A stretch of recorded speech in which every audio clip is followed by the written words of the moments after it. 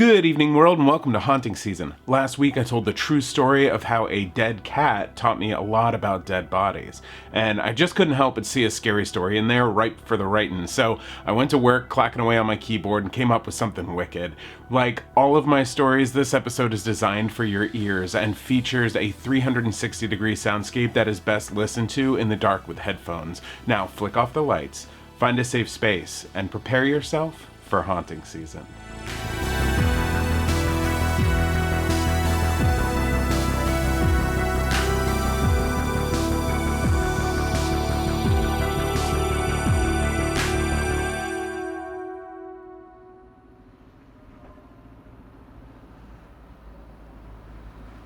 The snow was coming down with a weight that kept the road buried. Only the organization of the street lamps was keeping the car on course. "We shouldn't have come," Dean said under his breath, but Amanda had good hearing. "Not letting her kill him." Dean kept his eyes focused out the windshield while Amanda burned a hole in the side of his face with one of her signature stares. The driveway was steep, even for four-wheel drive, so they parked the beast at the bottom of the hill and hiked up to the front door where Amanda dug recklessly through her oversized purse.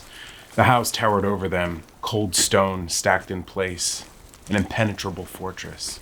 Dean's high tops were soaked through and his toes were starting to go numb.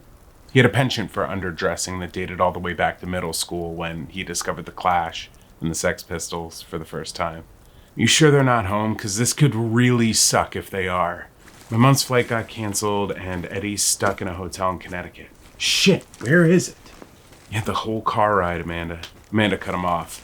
"Can you go around the side and look in the cat door? Tom's usually in the garage. We might not need the key."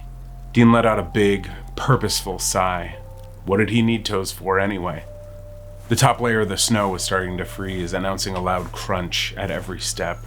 With luck, their tracks would be covered by the time they left, as long as the sky kept dumping. "These houses are ridiculous," Dean thought, crunching his way to the end of the dining room window and down the path towards the driveway. A castle for just two people. Dean grew up poor, living in a two-bedroom apartment with his folks, grandma, a sister, and two brothers. It was tight, but it worked. The thought of having so much unused space seemed inefficient, to say the least. What's the opposite of claustrophobic? Fuck! Face first in the snow. God damn it, that's cold. "Watch the stairs," Amanda called from the stoop. "Find the key," Dean barked back. There was no real point in brushing off. Dean shoved his stiff hands inside his hoodie pocket and rounded the corner. Three-car garage. Who could believe anyone could need a three-car garage? A neighborhood could live in this house. The garage doors were those annoying kind with the faux handles that make them look like carriage house doors. You can imagine a young 18th century lad gripping the fancy curved metal and tugging gently to reveal the horses already latched to their carriage for a ride into the village. But there are no horses inside. Just Eddie's old Mustang and a boring-looking Jaguar for fancy nights out when you want to ditch the limo and drive yourself. Dean tried the handle on the first door. Magnetic. What a joke. Even with all this money, you're still just playing house. The snow was knee-deep up here on the hill, keeping the cat door hidden, but there was a burrowing by the front of a small white door on the far end. Tom was most certainly inside. Smart little guy. Must have just showed up. The doorknob was cold enough to grip onto Dean's bare skin, now that his hand was warmed up a little. Locked. Of course. I'm gonna die of pneumonia out here, he thought, as he kicked the snow aside and lowered his face to the little animal door, pushing the flap inward. The air from the garage barely felt a degree different from the outside. Nothing could still be alive in here. What's the point of rescuing a cat that's already dead? And that's when he saw the soft, warm light of the kitchen hallway spilling out onto the floor. The door of the house was open. Maybe mother-in-law wasn't such a cold-hearted bitch after all. Something on the far side of the garage made a noise, a low, guttural stomach-type noise. Dean pushed his head in a little further, trying to see, but the protective cover of the old Mustang draped the floor and obstructed his view. "Tom?" The grumbling responded. And then, ringing? A high-pitched tone in Dean's ear started to distract him. Was it in his head? It was loud, almost painful. Is this what you hear when you start to freeze to death?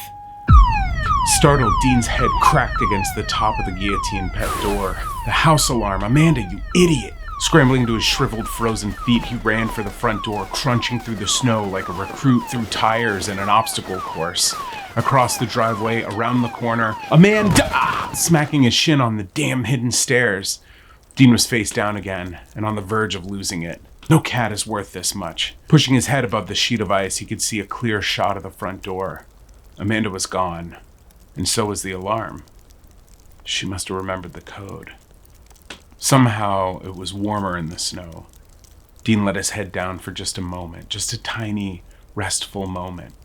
Walking in the snow was a full-body workout, and he deserved a rest. Just a peaceful second of stillness, listening to the white noise of the snow pattering like soft typing.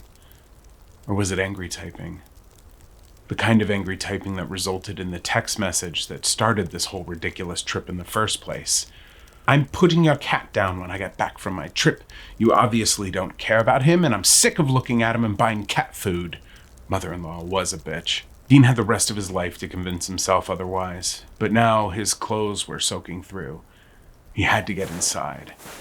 After making his way to the front door, he pressed his face against the window and saw snowy tracks leading from the kitchen up the white carpeted stairs to the second floor. Locked. Your daughter's a bitch too, he thought, and immediately regretted it. No, she's just in her own little world as usual.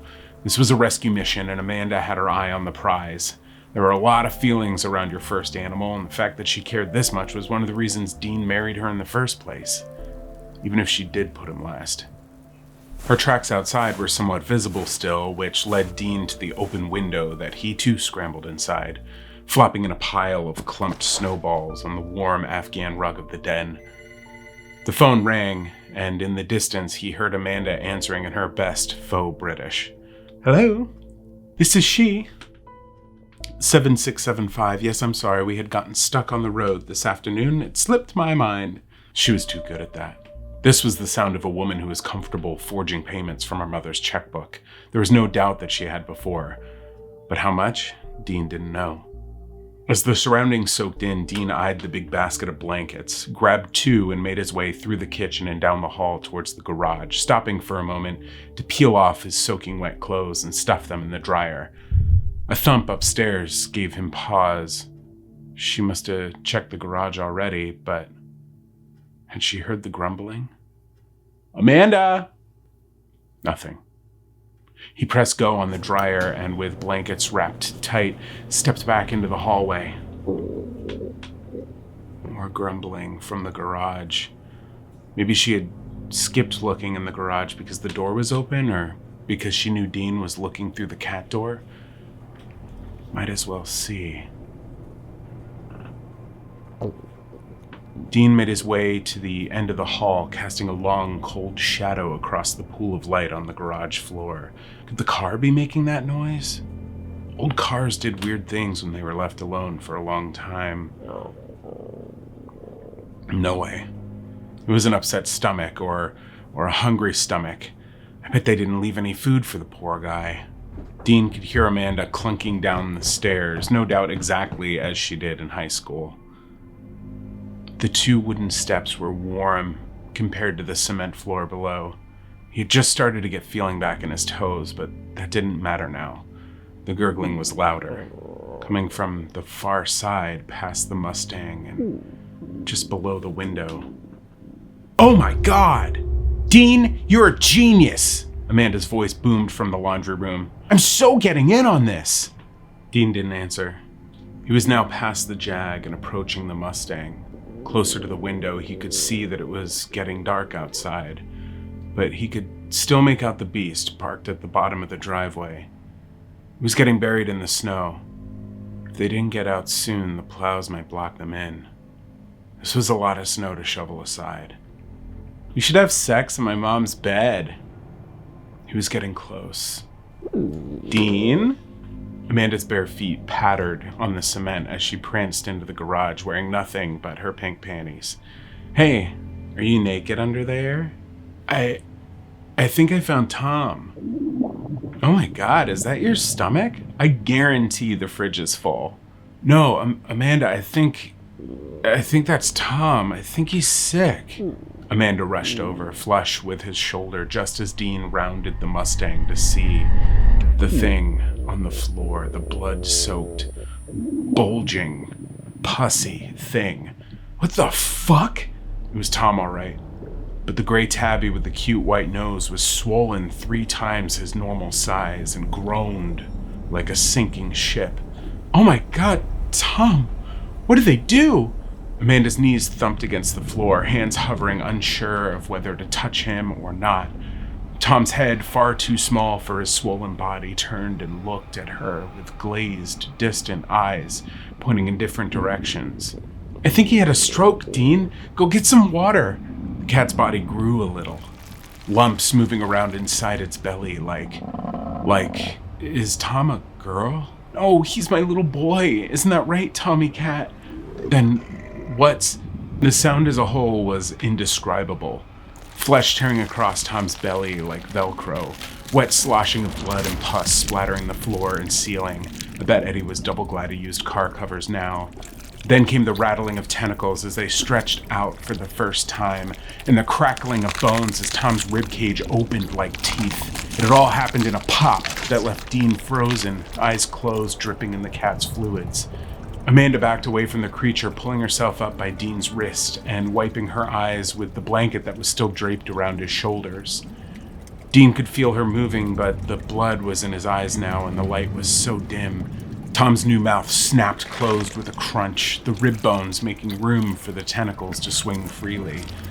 His little head, still very much a cat, turned and looked at Amanda again as if asking for help.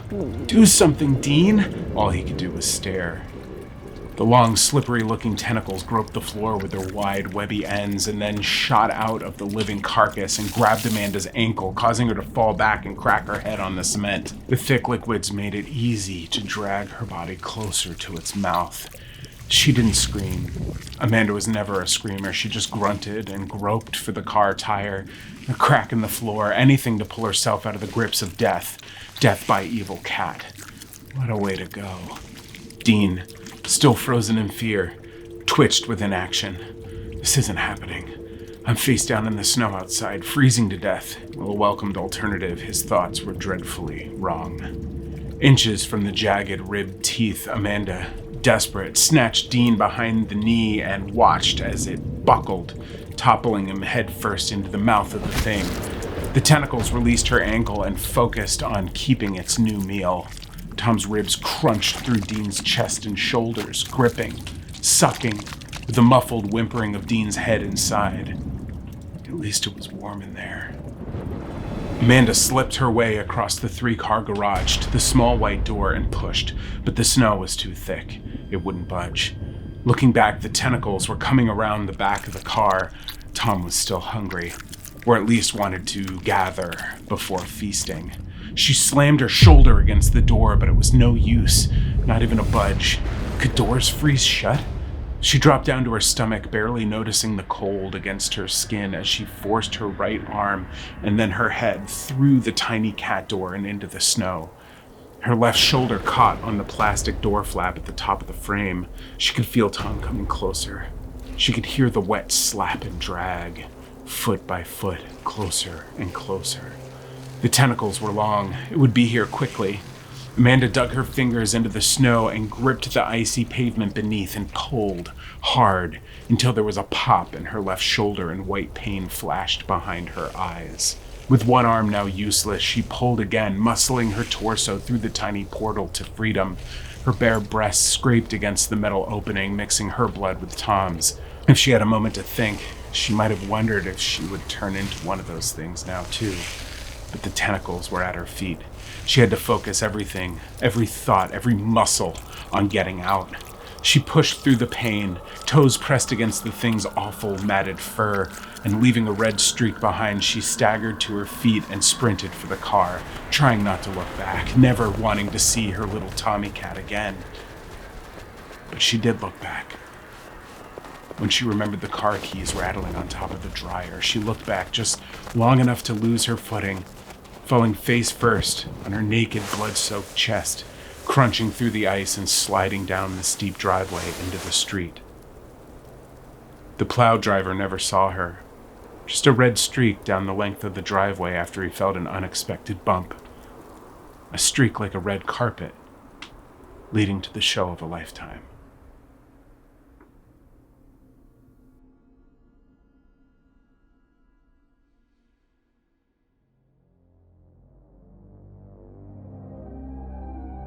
I hope you enjoyed my story. I love reading everyone's thoughts in the comments, so don't be a stranger. And if you're new here, welcome. If you want more scary stories like this one, subscribe. I've got new episodes every Friday. I'll see you next week. Haunting Season was created by Joshua Sterling Bragg and is a joint production of Believe Limited and Mac Ewan. This episode was written, performed, shot, and edited by me, Joshua Sterling Bragg.